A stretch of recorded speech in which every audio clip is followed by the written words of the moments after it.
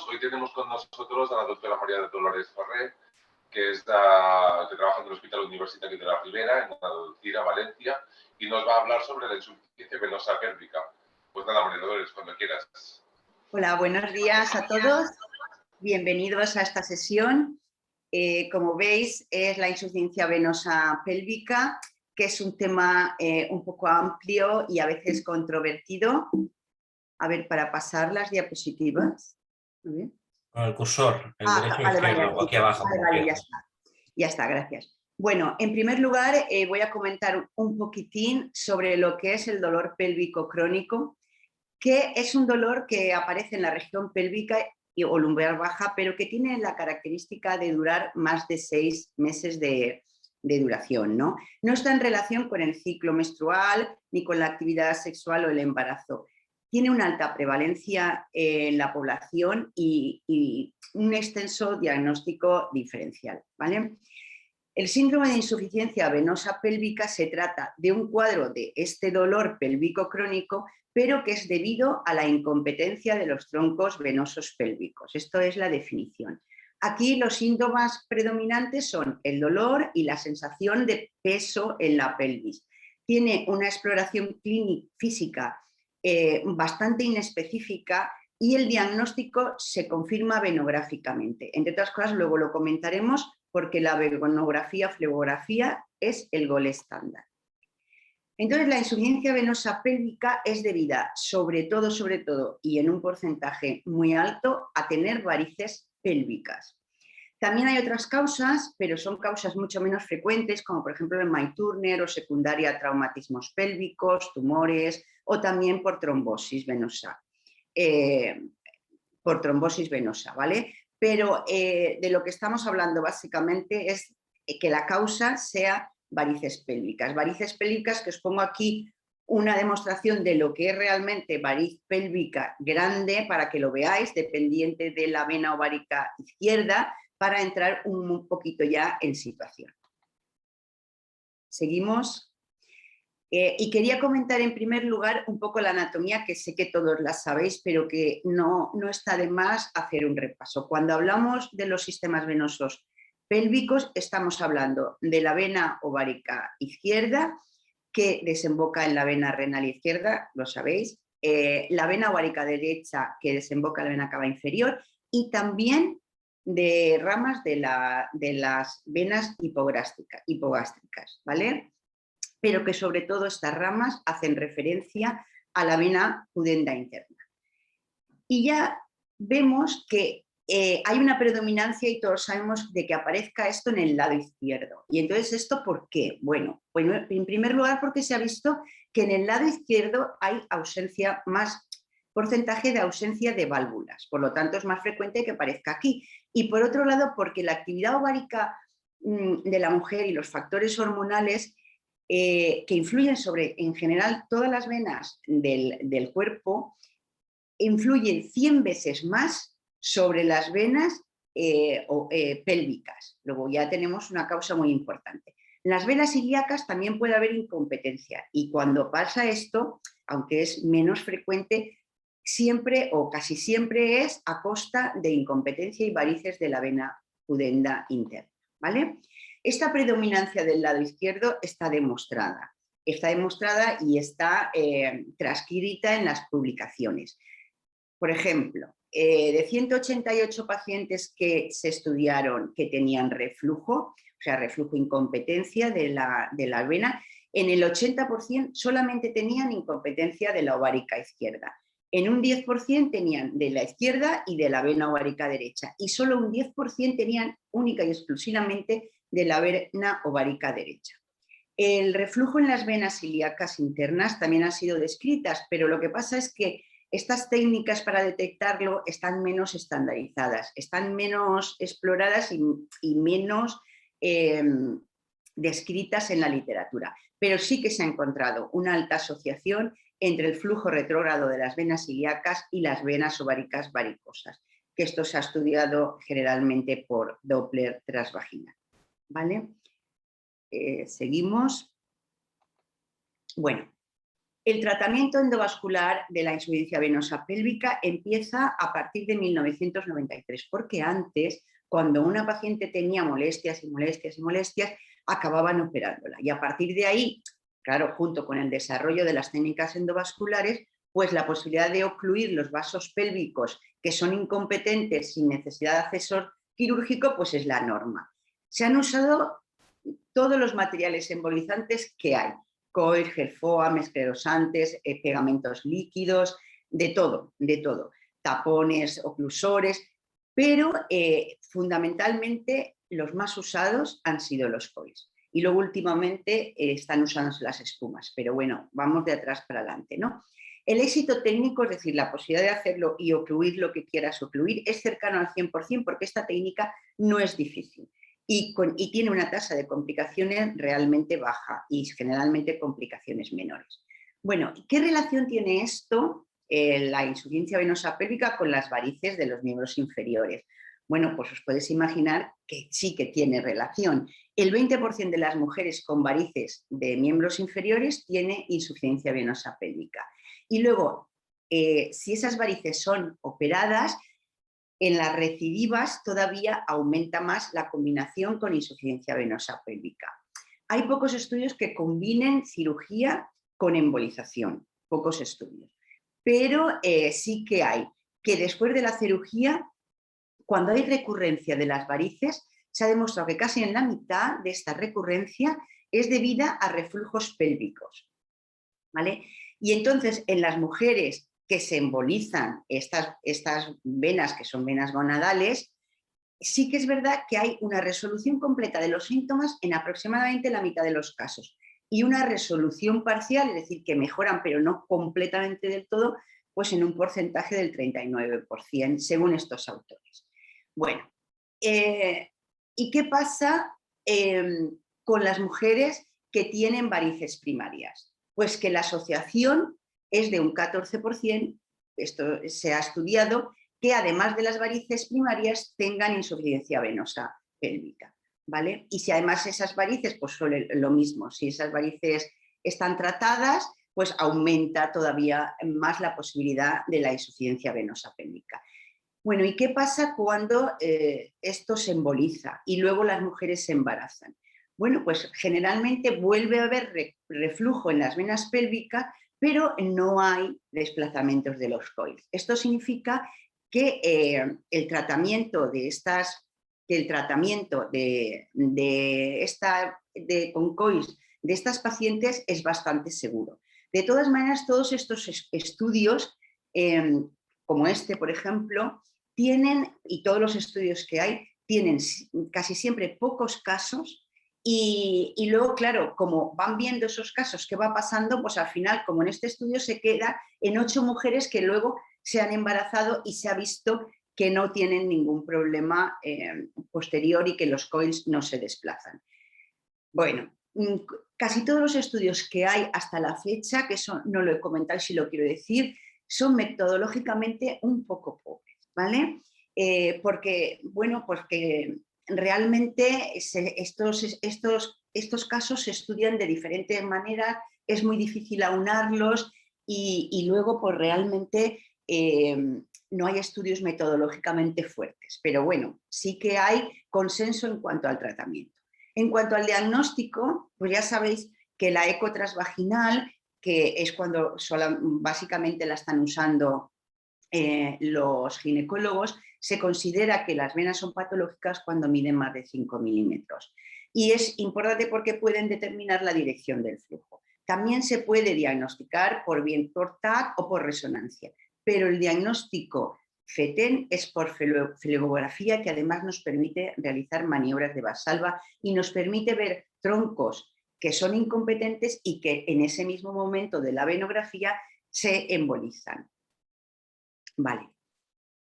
Y además la flebografía es el gol estándar. Vamos a ver un poco de la técnica de embolización. En principio, clásicamente se puede acceder o bien por una vena braquial del brazo y entonces se cateteriza la vena renal izquierda, se cateteriza a través de la vena renal izquierda, la vena ovárica izquierda, se hacen maniobras del Valsalva, se comprueba que es incompetente o no. Si no es incompetente, pues ya está. Y si es incompetente, pues se emboliza, como en este caso, poniendo coils. Otro acceso, os lo podéis imaginar, es el acceso femoral.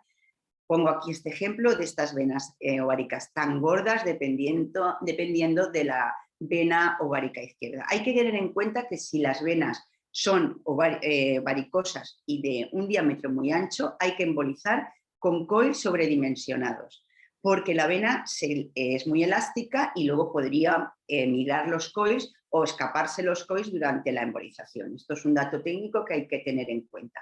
Otra cosa técnica que hay que tener en cuenta es que tenemos que usar introductor. Por ejemplo, en este caso que vemos aquí, no hemos usado introductor y esto es lo que pasa. Lo que pasa es que cuando queremos avanzar el catéter, pues las fuerzas que hacemos no son coaxiales y se nos deforma el catéter y se nos puede salir. Entonces es muy importante usar introductor, que además sirve para que tengas un procedimiento mucho más seguro, porque sí, no se te van los coils y luego tienes todo el territorio bien asegurado con el introductor. Bueno, la técnica siempre es la misma, más o menos en la ovárica izquierda, visto una, visto todas, da igual que sea por vía braquial o vía femoral. Estos son a estándar cómo lo hacemos o cómo lo hemos estado haciendo, luego vemos qué variaciones estamos teniendo ahora. Y ya veis que coils tan largos utilizamos porque necesitamos que se compacten, coils grandes y muy largos.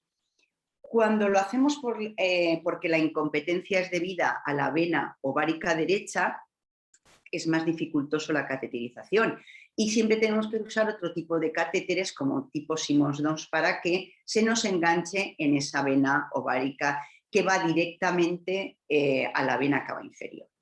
Pero bueno, también es posible, también lo debemos de hacer y lo debemos de embolizar. Y cuando embolizamos venas incompetentes debidas a incompetencia de la ilíaca interna, pues lo mismo. Tenemos que considerar ahí que los coils que tenemos que poner los tenemos que sobredimensionar, aquí todavía más, porque en esta zona todavía las venas se distienden con más facilidad, ¿vale? Pues una vez esto, vamos a ver qué complicaciones tiene esta técnica.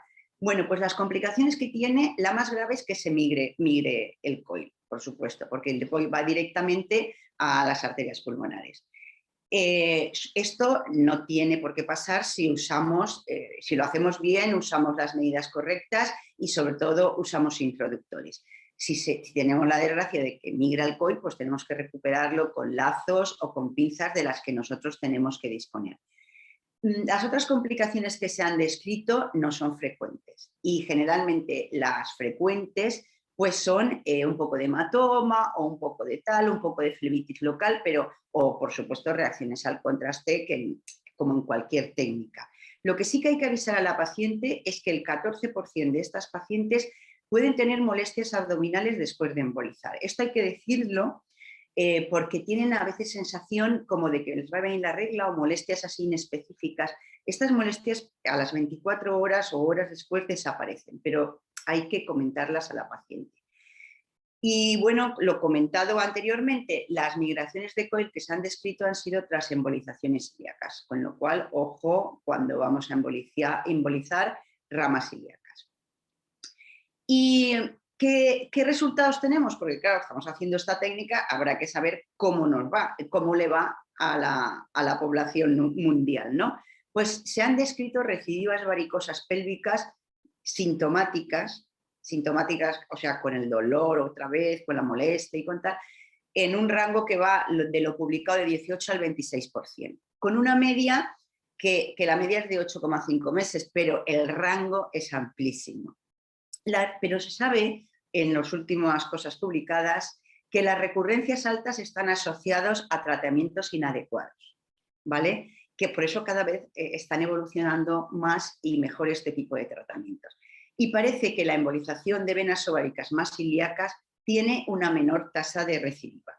Lo que sí que es importante es que en cualquiera de los casos revisemos los 4 ejes. Los 4 ejes, y si vemos incompetencia, los embolicemos. No solo que embolicemos la vena ovárica derecha, sino izquierda, sino que luego vayamos a la derecha, luego vayamos a las ilíacas y si son incompetentes con las maniobras que sabemos de Valsalva, las embolicemos. Esto es importante, no nos tenemos que quedar en la primera que veamos por muy incompetente y varicosa que sea.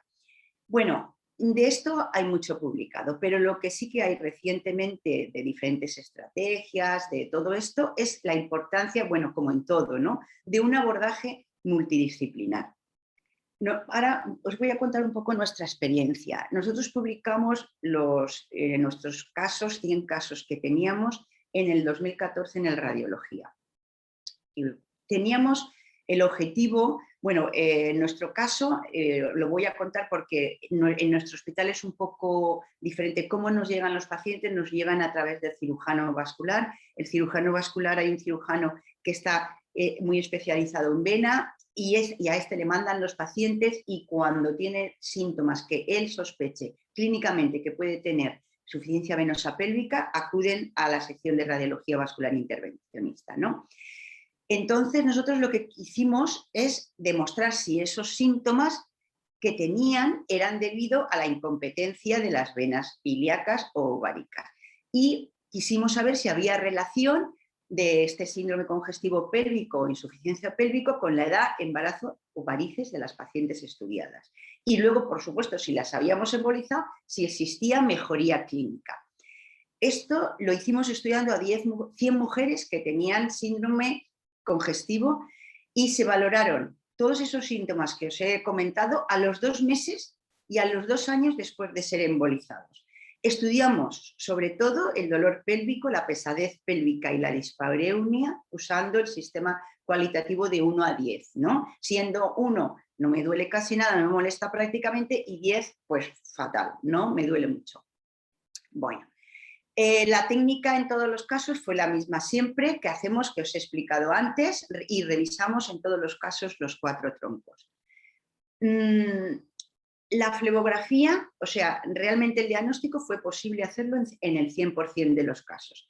Y en estos, de los 100 pacientes, en 58 demostramos insuficiencia de las venas pélvicas y las embolizamos. Y en 42 pacientes, a pesar de haber estudiado las 4 ejes, no demostramos insuficiencia venosa pélvica. ¿Qué pasó a los 2 meses de aquellas que fueron embolizadas? Pues que realmente el dolor pélvico, la pesadez y la dispareunia disminuyó en esta escala de estas cifras que eran altas a estas cifras que eran más bajas. Y teníamos una diferencia estadísticamente significativa. A estas mujeres las volvimos a ver a los 2 años y se volvió a hacer un estudio y se volvió a preguntar y un estudio clínico, preguntando sobre ese dolor, esa pesadez y esa dispareunia. Y nuestra sorpresa fue que esas embolizadas a los 2 años pues prácticamente habían mejorado mucho más que a los 2 meses. Lo que sí que es verdad es que no encontramos relación ni con la edad, ni con la multiparidad, ni con varices que tuvieran o no de miembros inferiores. Vale, y una cosa interesante fue, ¿qué pasó con aquellas que la flebografía fue normal y descartamos completamente que se tratara de insuficiencia venosa pélvica? Pues que en estos 2 años se dieron otros diagnósticos, colon irritable, cistitis, en fin, los tenéis aquí, diversos. Pero en 22 mujeres siguen con dolor, molestias y tal, y no se ha dado todavía el diagnóstico. Esto es un dato a tener en cuenta. Muy bien. ¿Qué hemos cambiado? Hemos cambiado desde este 2014-2015 hasta ahora. Bueno, pues hemos cambiado cosas. Hemos cambiado sobre todo que estamos usando la espuma de polidocanol para el lecho distal. El lecho distal es el plexo periuterino. Porque claro, el concepto lo tenemos más claro y es lógico. Todas las venas están imbricadas, ¿no? Y tienen en los reflujos, pues tienen conexiones entre sí, eso es lógico. Los coils estamos usando, bueno, los mismos, otra marca o tal, pero bueno, en fin, grandes, como os he dicho antes, y en algunos casos difíciles con liberación asistida, ¿vale? O sea, y luego además tenemos la posibilidad de acceder contralateral, que esto no lo habíamos hecho en ningún caso hasta el 2014 y hemos empezado a hacerlo. Desde el 2016 al 2021 hemos hecho 96 pacientes con sospecha de insuficiencia venosa en nuestro centro. 8 han sido recidivas de casos anteriores y en 39 se han confirmado y se han tratado, pero ahora se han confirmado y se han tratado, además de con coils, con espuma.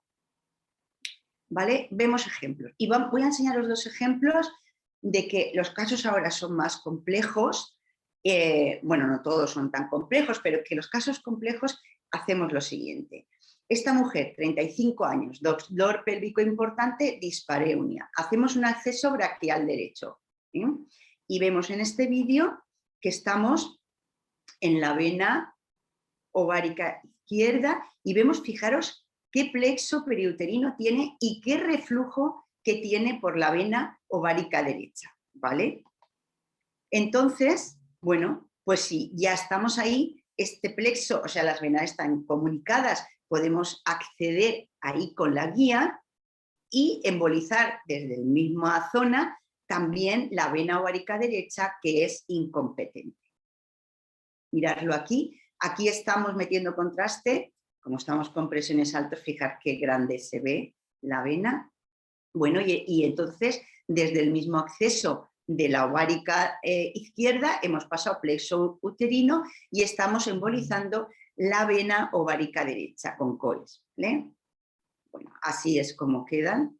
Y luego vemos este plexo, ¿vale? Entonces, aquí, en este plexo, es donde ponemos la espuma de polidocanol.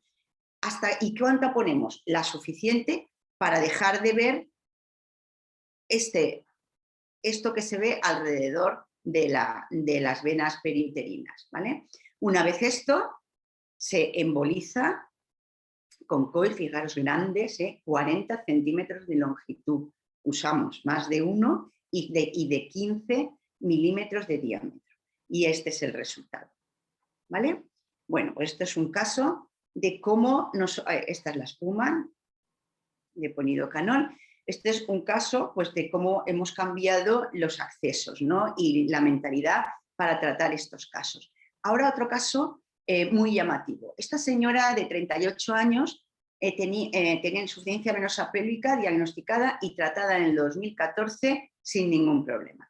En el 2016 refiere que vuelve a molestarle, que tiene síntomas, pero además tiene unas varices vulvares que no tenía en aquel momento, o si las tenía eran mínimas porque ella no se las notaba, muy sintomáticas. Eran tan sintomáticas que le impedían una vida normal, porque cuando estaba de pie se le hinchaban mucho, al sentarse le molestaban, en fin. Y entonces comentó a cirugía vascular y que fue la que volvió a remitirnosla. En primer lugar, pensamos que aquello que habíamos embolizado en el 2014 habría recidivado, pero bueno, pero no, ¿veis? Estamos haciendo aquí la venografía con maniobras de Valsalva y fijaros, esto está en los coils que habíamos puesto en la vena ovárica en el 2014 y esto es la única cosa que conseguimos ver de la vena ovárica derecha, o sea, izquierda, perdón, o sea que está completamente embolizada. Vamos al territorio pélvico ilíaco y tampoco conseguimos ver nada. Pero claro, las varices vulvares eran evidentes que la tenía y que era además la causa de lo que le estaba molestando. Entonces, bueno, pues existe la posibilidad de entrar directamente en la vena pudenda a través del canal de Alcock, ¿vale? Este es un canal que existe y que está formado por lo que se llama el túnel pudendo, pero está formado por vena, arteria y nervio pudendo. Claro, el acceso a esto tiene que ser, por supuesto, con ecografía, ¿vale? ¿Por qué no se pueden pinchar las varices directamente, vulvares? Hombre, pues porque en el momento que hiciéramos algún intercambio, pues ahí no hay pared que contenga nada y podríamos armar, vamos, un problema tremendo. Tiene que haber tejido de protección y el tejido de protección es por aquí, ¿vale? Esto es el esquema pintado para que veáis dónde está. Esto es cómo se ve la vena pudenda cuando ponemos el ecógrafo en esa zona y esto es un esquemita para que os hagáis de la idea, está en lateral para que lo veáis mejor, es un dibujito que explica que por aquí entramos, que esa es la vena pudenda, que ponemos una guía en la vena pudenda y un catéter y que la vena pudenda nos permite embolizarla a este nivel, ¿vale? Y este fue el caso, y estos son las imágenes. Por supuesto, a esta mujer esto fue con anestesia epidural y fue además pues, un tema hablado y consensuado con los cirujanos, ¿vale? Y este es el momento de la intervención y cuando llegamos ahí, fijaros aquí se ven los coils de la antigua embolización y cómo estamos colocando los coils en la vena pudenda. Bueno, esto fue espectacular porque al trombosarse la vena pudenda debido a los coils, la mujer mejoró y las varices vulvares se encogieron y desaparecieron, ¿vale? O sea, ¿qué es el resumen de todo esto que os he contado? Pues que tenemos que tener la mente más abierta, que diferentes accesos venosos son posibles, que la espuma tiene su papel porque ayuda a que recidiven menos los casos. ¿Y qué es lo que nos dicen pues, las recomendaciones y las guías, que es en lo que nos tenemos que apoyar? Pues que la embolización de las venas incompetentes pélvicas está considerado en el momento actual el tratamiento de elección de la insuficiencia venosa pélvica. Y esto nos lo dice la Sociedad de Cirugía Vascular en las últimas guías y el Fórum de Venas americanos, que tiene una evidencia moderada, ¿vale? Pero que lo más importante de todo es que sí que debe ser considerado cada paciente individualmente. Entonces esto es un poco individualizar cada paciente y sobre todo pacientes que recidivan, individualizarlos y sobre todo contar con los demás profesionales para elegir qué técnica es mejor que tengamos que hacer y qué procedimiento debemos de usar. Y esto es todo. Muchas gracias por vuestra atención.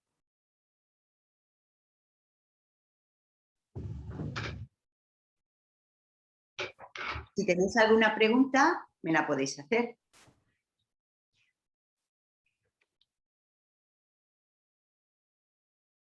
Xavi, Tiene problemas Xavi de conexión, me parece. Llama, ¿lo puedes leer tú, por favor? Sí, sí. Bueno, te transmito las preguntas de la audiencia. Muy bien. Dolores, ¿en qué porcentaje se presenta insuficiencia venosa pélvica no asociada a compresión venosa?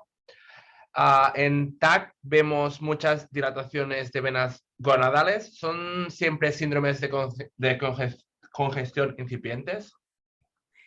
Bueno, lo que sí que está claro es que se ven muchas veces o a veces venas varicosas o ingurgitadas o insuficientes pélvicas, pero que las pacientes no tienen ninguna sintomatología. Si no tienen sintomatología, nada.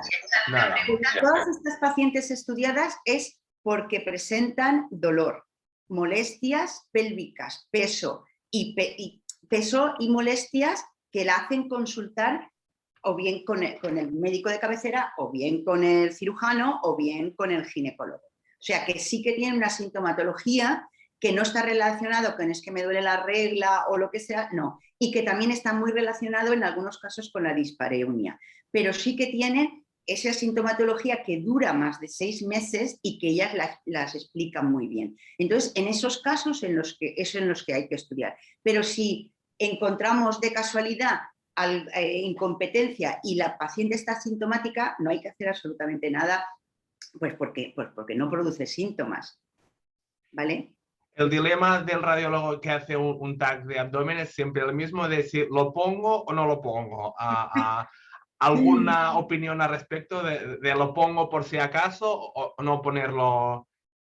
Hombre, yo creo que es un hallazgo. Eso, bueno, cada uno, igual vosotros los diagnósticos, pues yo qué sé, tenéis otra. Yo creo que es un hallazgo y hay que ponerlo, porque cuando tú le haces el TAC, claro, igual a la paciente no le ha contado, le duele otra cosa y no le ha contado que está fatal y que cuando está de pie tiene un peso pélvico horrible. Entonces, si tú lo pones, pues claro, ayudas al diagnóstico también. O sea, otra cosa es que luego el bien hacer será que si la paciente no tiene ningún síntoma, pues es un hallazgo única y exclusivamente, y si realmente tiene dolor compatible con esto, con la insuficiencia venosa pélvica sintomática, pues que ya vaya encaminada a tratarse. Perfecto. El doctor Geray Aguilar nos comenta en qué se hace con los pacientes que después de la embolización no solo no mejoran, sino que empeoran y hay dolor irradiado a piernas. A ver si esto te ha pasado una vez y si tenéis alguna solución Bueno, pues hacer. algún caso sí que tenemos, algún caso de los que hemos embolizado, pero que no han, o sea, que los síntomas no han mejorado o no han mejorado, a lo mejor ha mejorado el dolor, pero siguen con peso y tal, o incluso alguna que dice, pues a mí esto no me ha hecho nada y tal, porque claro, estamos viendo pues todos los pacientes que sí, que en global tienen mejoría, pero siempre hay alguno que no. Bueno, pues en estos casos, generalmente el cirujano vascular nos lo comenta, él vuelve a explorar a la paciente, generalmente también la remite entonces a ginecología para que sean los ginecólogos también los que descarten otras causas y a partir de ahí, bueno, pues claro, igual nosotros las perdemos como seguimiento, pero bueno, pues se buscan otras causas, ¿no? De que además, porque claro, pueden ser que sean coexistentes, además de que tengan una vena insuficiente, además tengan una endometriosis o además tengan otro problema. También puede ser, ¿no? También Perfecto. puede ser. Muchas gracias. El doctor Xavi Molina también nos pregunta si hay alguna contraindicación para la utilización de la espuma y si la curva de aprendizaje sobre la curva de aprendizaje del acceso de la vía pudenda. Y yo añadiría si lo habéis hecho muchas veces. Vamos a ver, lo de la vena pudenda no lo hemos hecho muchas veces, Vale. porque es lógico, porque claro, es un procedimiento, lo que hacemos muchas veces es lo que os he enseñado antes. Lo que hacemos ahora sí que es verdad que ponemos en casi todos, o sea, o en todos, ponemos espuma de polidocanol. Y lo que sí que hacemos es ir al otro lado si vemos incompetencia de la derecha. Yo reservaría, o nosotros, no digo yo, pero somos nosotros, incluida los cirujanos vasculares, reservamos la vía pudenda esa para pacientes con varices vulvares. Y casos hemos hecho dos. El que os he enseñado lo hicimos en la sala y el primero lo hicimos en el quirófano con una raquianestesia y lo hicimos junto con los cirujanos vasculares. El segundo caso, que es el que os enseño y que tengo las fotos mejores, porque claro, en el primero, ahí en el quirófano fue, pues ya podéis imaginar. Entonces, el que hicimos en la sala, lo hicimos más tranquilamente, vino un cirujano vascular con nosotros, pero lo hicimos nosotros y son los dos únicos casos. En los dos casos ha habido mucha mejoría, en cuanto a que las varices, esas vulvares, están completamente chafadas, o sea, desaparecieron, ¿no? Y las pacientes están bien, o sea, que realmente esos casos, ahora claro, esos casos son súper seleccionados, porque además es que esos casos fue muy curioso, porque en ninguno de los dos casos conseguimos desde arriba, o sea, desde el acceso normal, demostrar esas varices. Que eso sigue siendo un poco de incógnita. Sí, un drenaje así sí. No se sabe dónde. Un poco de incógnita, porque teníamos que haberlas demostrado desde la vena ilíaca izquierda interna y en ningún caso, bueno, en ningún dos casos, pero bueno, llamativo, no pudimos. Por eso hicimos ese abordaje. Vale, el doctor Geray Aguilar nos insistimos en estos casos concretos. Si en casos ¿no? de recidivas, a ver, ¿Funcionas la pudenda en caso de recibas en posición ginecológica? Sí, exacto. El método ¿no? el acceso, si es el que vemos en la foto, en los dos casos, o hay algún sistema de algún decúbito lateral, o algún boca abajo, Pues el que está, vamos a ver esto, ya os podéis imaginar que nos lo tuvimos que estudiar. Sí, sí. Claro, no dijimos, pues vamos a hacerlo a través de este canal. No, nos pusimos a ver la posibilidad de tratar las varices vulvares, los cirujanos y nosotros, y lo que está descrito en la literatura es este canal.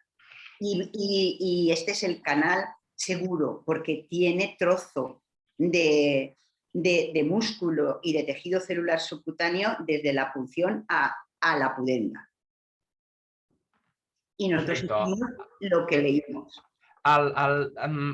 Y también sería interesante saber el cóctel de polidocanol, en qué proporciones, dilución, con contraste, sin contraste, la receta del cóctel. Bueno, la receta es que nosotros usamos el polidocanol diluido, generalmente sin contraste. Vale. Sin contraste. Sí que hacemos la espuma usando el oxígeno ambiente, vamos, metiendo aire en la jeringa y haciendo un buen ratito hasta conseguir que sea espuma. Cuanto más rato estás haciendo el batido, la espuma es más estable. Tampoco necesitas que la espuma sea estable porque tú inmediatamente la pones. Y pones, pues, muy poca, o sea, pones muy poca, la suficiente para que ese plexo que lo tienes dibujado con contraste, claro, ese plexo periuterino, tú lo inyectas y ¡pum!, desaparece. Ya está. No más. No ponemos barbaridades de cantidad porque además... Si como, eso como cuando lavas alguna cosa, ¿no? Eso es como un lavadito. Un lavadito. Ves que ya no está y además, o sea, lo haces diciéndole a la paciente que haga fuerza abdominal para que impedir los reflujos y todo eso. Y es un poquito que suele ser, pues unos 3 centímetros cúbicos. O sea, eso, lo que cabe, no llega a una jeringa de 5.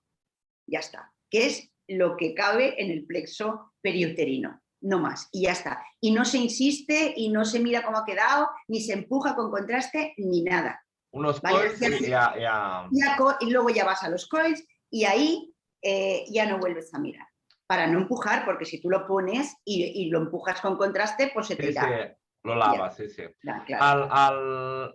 El ratio de aire ambiente y polidocanol, 1,4, 1,5 aproximadamente, a 1,4, 1,5. Vamos a ver, si son jeringas de 5, pues pones 4 y 1 de aire. Perfecto. Más o menos, eso, pues más o menos, que se haga espuma. Perfecto. Una pregunta mía. Nosotros tenemos problemas para conseguir el polidocanol, si vosotros, a través de farmacia, si vosotros habéis tenido problemas o fue fácil, ¿no? Es un polvo, ¿verdad? El polidocanol, tuvimos la suerte de que hace ya bastantes años, 7, 8 años creo, pues se lo comentamos a farmacia y le dijimos, porque era un rollo conseguirlo, o usabas unas espumas carísimas, unos carísimos, o no había manera o tal. Y entonces farmacia se comprometió y nos lo hace, o sea, nos hace la dilución. Entonces nosotros nos la manda y nosotros lo único que tenemos que hacer es la mezcla, el batido, que Perfecto. Eso es una suerte. De todas maneras, si os interesa que yo ahora no me acuerdo, o sea, no recuerdo, y menos son cosas de farmacia que a mí, como hace tanto tiempo, es un problema que ya no lo tengo, sí. ya no lo tenemos, ¿no? Pero si os interesa que os lo mandemos o que os lo mande los compañeros de farmacia, yo te lo hago llevar, hago llegar, ¿vale? Perfecto. Muchísimas gracias. Se ha terminado las preguntas. No sé si concluyo yo o lo probáis vosotros, Xavi y Vicky. Sí, yo creo que podemos probarlo. No sé si se nos oye bien, que antes hemos... Se os oye muy bien. Vale, Bueno, pues primero de todo, Dolores, enhorabuena. Ha sido excelente la presentación y creo que además es un tema de gran interés porque, bueno, creo que probablemente se trata de una entidad con una alta prevalencia que muy probablemente está, ¿no?, enmascarada por otras entidades, y quizá los radiólogos deberíamos tener mucho más presente a la hora de valorar estos dolores pélvicos inespecíficos o que parece que no acaban de tener un diagnóstico definitivo. Otra cosa a comentar es que lo has dicho muy bien, ¿no? La flebografía es la exploración gold estándar, aunque evidentemente la ecodoppler pues, nos va a ayudar mucho, y el TAC y la resonancia pues, permitirá pues, también valorar si hay alguna lesión compresiva, ¿no?, como en el caso de la compresión de la ilíaca.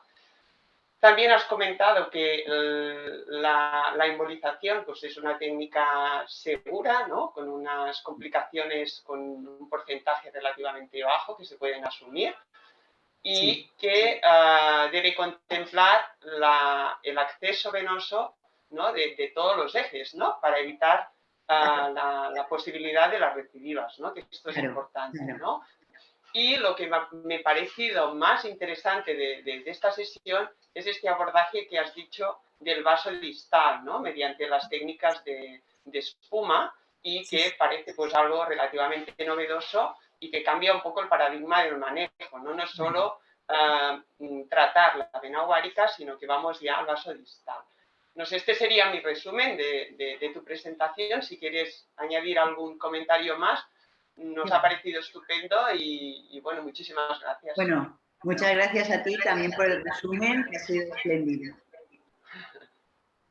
Bueno, pues Dolores, si te parece, lo dejamos aquí, son ya casi las 9. Darte las gracias a ti y a todo el foro, y invitar a todos a continuar a la próxima sesión de nuestra plataforma. Pues muy bien, encantada de haber estado con vosotros. Gracias. Días que tengáis. Adiós. Hasta luego. Hasta luego.